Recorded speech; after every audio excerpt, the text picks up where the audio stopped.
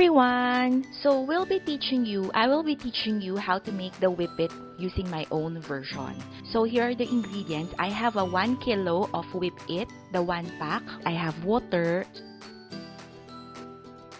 and an optional, the vanilla Flavorade. It's your choice na to kung ano yung gusto nyong gamitin. We're using paddle attachment here and a whisk attachment. Ito yung gagamitin natin to create a very stable whippet.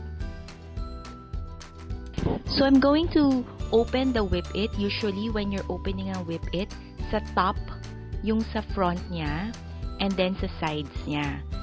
So, yung corners niya muna, then you just cut it. Cut nyo lang siya and then open it on top. Parang pinipeel off mo lang yung top part niya. Actually, tinuro to ni Bakersfield sa YouTube video nila. So, I find it easier rather than yung pinipress mo siya. Kasi when you're pressing, sometimes hindi mo nakukuha lahat. Like this one, when you open it like this, lahat na to. For me, I prefer using the whole pack, the 1 kilo pack of whippet. Kasi mas pwede ko pa siyang itago sa chiller. Rather than yung pakonti-konti ko lang siya i-whip. Kasi once na-open ang bagay, not just whippet, every time na na-open siya, tapos hindi mo siya na-close ng mabuti, naka-expose sa air, mabilis siya makontaminate, mabilis magkaroon ng bacteria and molds. And this one, isi-scrape out mo lang siya, and then very malinis na yung sa pack niya. Remember, this is just a paste form. Etong paste, ita-transform natin into a liquid. I'm doing a paddle attachment using creaming method muna because I want to aerate my whippet paste into a white color. So, kailangan mo siya i-aerate on high speed.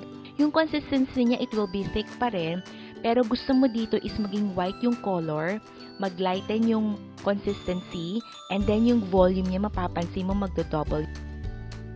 So, you just put your mixer on high speed. Itong 1 kilo of whippet na to, applicable siya for the 5 quarts mixer, the stand mixer. Pwede nyo siyang gamitin dito.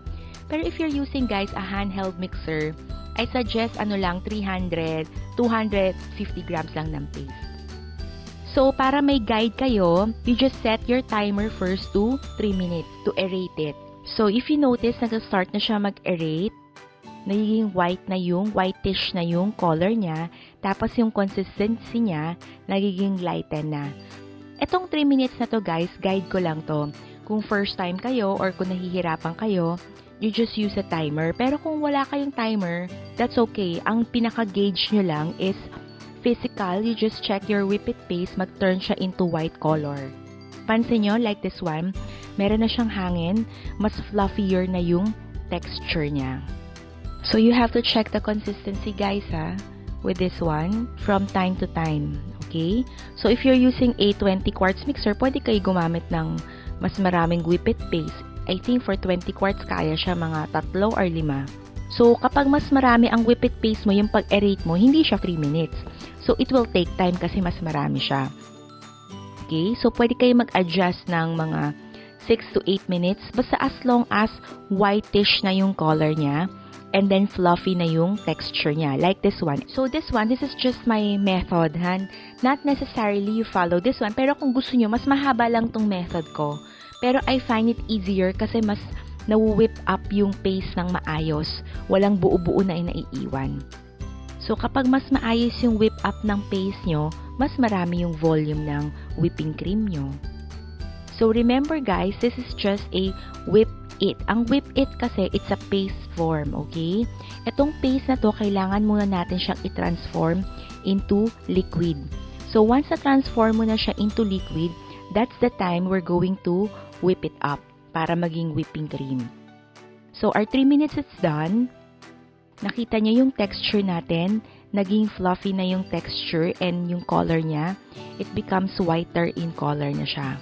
We're going to turn it off and then we're going to scrape it muna. Parang it's very important for you to scrape it. So pagkatapos or from time to time habang nag-whip up kayo ng paste nyo, kapag madami, you have to scrape it from sides and sa bottom part ng bowls nyo.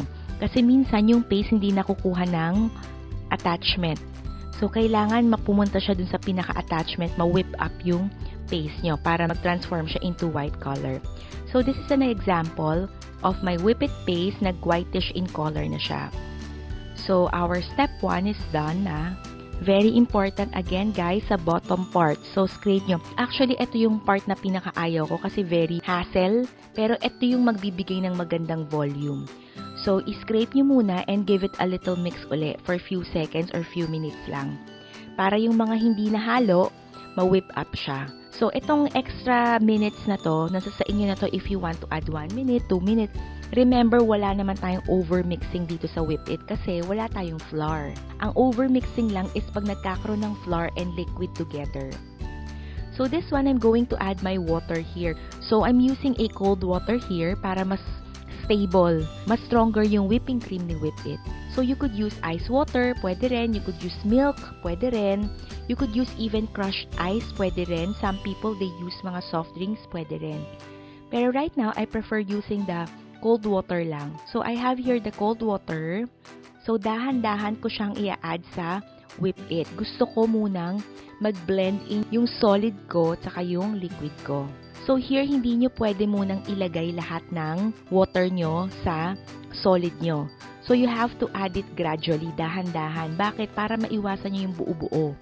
Kasi pag nagbuo-buo yan, kayo rin mahihirapan, imimix nyo yan manually. Kailangan kasi mag-dilute yung solid nyo sa water nyo. So in here guys, for 1 kilo of Whippit, I'm just using a 300 grams of water. Ang maganda kasi dito kay Whippit, pwede mong i-adjust yung water level mo. If you want yung stiff yung consistency mo, you use less yung water para mas stiffer yung Whippit mo, yung whipping cream mo. If you want naman na mas for frosting, magiging lighter in texture or softer in texture, you use more water. You use 500 grams or 400 grams of water for every kilo. And another maganda rin kay Whippit, so ilalagay mo lang siya sa chiller. Syempre, after mga papalagay natin 2 to 3 days, may sobra kayong whipping cream, i-rebit nyo lang siya uli sa mixer, i-whip up nyo lang siya, babalik uli siya sa right consistency. If ever na, if you find it na medyo very sticky yung whipping cream nyo, pwede kayo mag-add more water. So dito guys, pinapakita ko lang sa inyo kung paano ko ginagawa yun sa akin. Nag-a-add ako ng water gradually lang, dahan-dahan. Para maiwasan natin yung buo-buo, saka para ma-dilute yung Whippit paste natin sa water natin. So you have to be patient here. So if you notice, when I'm adding the water, nasa low to medium speed lang ako. Don't use high speed here. Kasi ang purpose natin dito is we're going to emulsify the solid and the liquid together. So pagsasamahin natin siya into one mixture. You use a KitchenAid. Ibang brand, that's okay. If you don't have a KitchenAid, you could also use a hand mixer, pwede rin. Pero si hand mixer, hindi niya kakayanin kasi ang 1 kilo. 250 grams to 500 grams ang kaya niya. So, kailangan niya siyang gawin into 2 batch. So, dito again, guys, yung scrape again. Masipag lang kayo mag-scrape. Yung mga buo-buo kailangan dito, walang buo-buo na. Mag-blend in yung mga solid saka sa liquid nyo. So, that's why you add it slowly. Again, wala tayong over-mixing here. Kung gagawa kayo ng 5 batch na ganito, pwede nyo munang gawin lahat ng Whippit paste nyo into liquid up to this stage. Pwede nyo pagsama-samahin and then lagay mo sa chiller yung Whippit paste mo diluted into water. Tapos after pag malamig na, pag kailangan nyo nakuha kayo ng portion, kunyari 250 grams lang, i-whip up nyo na. Pwede rin yun. Maganda rin yun actually. Just make sure guys, if you're planning to put this Whippit paste with the water, diluted water in the chiller, you have to wrap it tightly. So, lagay nyo lang sa bowl, cover it with cling wrap properly kasi ayaw mo ng contamination, okay? Kasi once nag-contamination, magkakaroon ng bacteria. So, meaning of contamination is pag may mga halong ulam. So, here, I'm going to add a little bit of flavoring. I'm going to add a vanilla Flavorade. So, dito for every kilo, I only add mga 30 ml of vanilla Flavorade. Pero actually, wala siyang rule. Nasa sa inyo na yan if you want to add more. If you want to add less, if you don't like to add anything, that's also okay. Kasi si Whippit itself, it's masarap na. I just like the flavor or the aroma of my vanilla. So, I'm done na. This is my Whippit paste diluted in water. So, etong stage na to, ang tawag na dito is whipping cream. Kasi na-turn na natin yung paste form natin into liquid. And then this one, after, gagawa tayo ng whipped cream. So, pag gagawa na tayo ng whipped cream, we're going to use a whisk attachment. Okay, so lagay nyo lang yung attachment nyo. No need for the timer na, ha? Kasi you have to check the consistency if you want the soft peak or the stiff peak consistency. And then, we're going to whip it up na on high speed. Mag-start muna kayo sa medium, then towards sa high speed until you achieve the right consistency na gusto nyo. So, habang wini-whip up natin, nakikita nyo yung pinaka-streaks niya, yung body ng whipping cream natin. Nagkakaroon na siya ng body. Ibig sabihin, dyan ko binibase kung meron ng body yung whipping cream ko or wala pa. So, pag medyo stable na siya or medyo thicken out na siya, usually, start na mag-create ng consistency. Hindi pa siya stable pero medyo thicken na siya. That's a medium consistency pero nahuhold niya na yung shape. Depende kasi kung saan yung gagamitin if you want to use it for glazing. So, you just stick to medium consistency kapag parang glazing yung very soft lang yung cream na gusto nyo. Another option for medium consistency for the mousses. Maganda rin siya for the mousses. But I want a soft peak consistency. So, medyo mas stiffer yung whipped cream natin. And then, mas thicker yung whipped cream natin. Because I'm going to pipe it.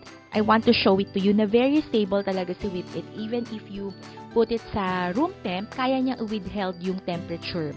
Pero yung secret dyan, of course, sa water. Mas less yung liquid, mas hindi siya mabilis bumagsak. So, kailangan nyo tandaan guys kapag yung cake nyo ilalagay nyo ba as a wedding cake kung gaano katagal sa labas, i-less nyo lang yung water. Kapag mas maraming water, like kunyari if you want to do it for mga cupcakes, tapos ilalagay naman sa ref, pwedeng mas maraming water para mas softer. Mga 400 to 500 grams of water for every kilo. Pero if you're doing it for display, mas less yung water, 200 to 300 grams of water. That's enough already. Pero I know some people, they don't use water. Pero for me, I prefer using water. So here, I want to show it to you, consistency of my whipping cream. That's a soft peak consistency. Mas mataas na siya, tapos yung peak niya, medyo mababa konti. Yan. For me, when I'm doing my cakes, I'm using a soft peak consistency. Nakita niyo yung volume niya, it's very nice. Parang doubles to triples the volume na siya, actually. If you aerate it properly, marami kang magagawa. So, I'm going to show it to you. I'm going to pipe a shell, yung typical na ginagamit natin. Nakikita nyo yung pinaka-designs niya. Wala kang nakikitang buo-buo na Whippit, na paste, and nakikita mo kung gaano siya ka-stable. Then, I'm doing the scroll. This is a scroll. And another one naman, an emotion. This is the typical borders na ginagamit natin sa mga cakes natin. I just want to prove it to you how stable Whippit is and the volume. Nakita nyo ang ganda. Actually, even if you over-whip yung whipping cream na si Whippit, okay lang. Kasi pag na-over-whip mo siya, mag-add ka lang ng water, babagsak uli siya, babalik siya sa soft peak consistency. So this one, sa stiff peak consistency, you could use this as a frosting for your cakes. If you have a celebration cake, if you have a wedding cake, a little stiffer yung texture niya. Kung gusto nyo ma-achieve kaagad yung stiff peak consistency, you less the water. Or you just give it a little mix pa para mag-stiffer yung consistency niya. Kasi some of the water, as you keep on mixing it, some of the water will evaporate. So if you notice yung texture ng stiff peak, nakita nyo, then nag-start na siya mag-clump up into parang buo-buo. So you just lift it, makikita mo, nakataas na siya. Kahit anong galaw mo, hindi na siya nahuhulog. So, that's a stiff peak consistency. And then, we're going to pipe it and spread it out para may idea rin kayo kung gaano siya ka-stiff. So, etong stiff peak consistency, pwede rin to sa mga frap. Pag gumagawa kayo ng mga frap, you could use Whippit. You could use this if you want to pipe a decoration sa mga cakes nyo for more stability. Very defined din siya, see? It's very clear.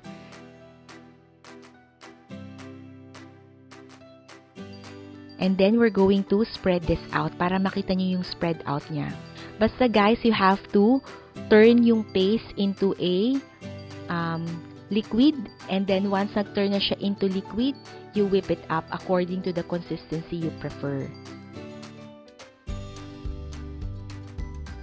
So here guys, meron akong sobra na whipping cream.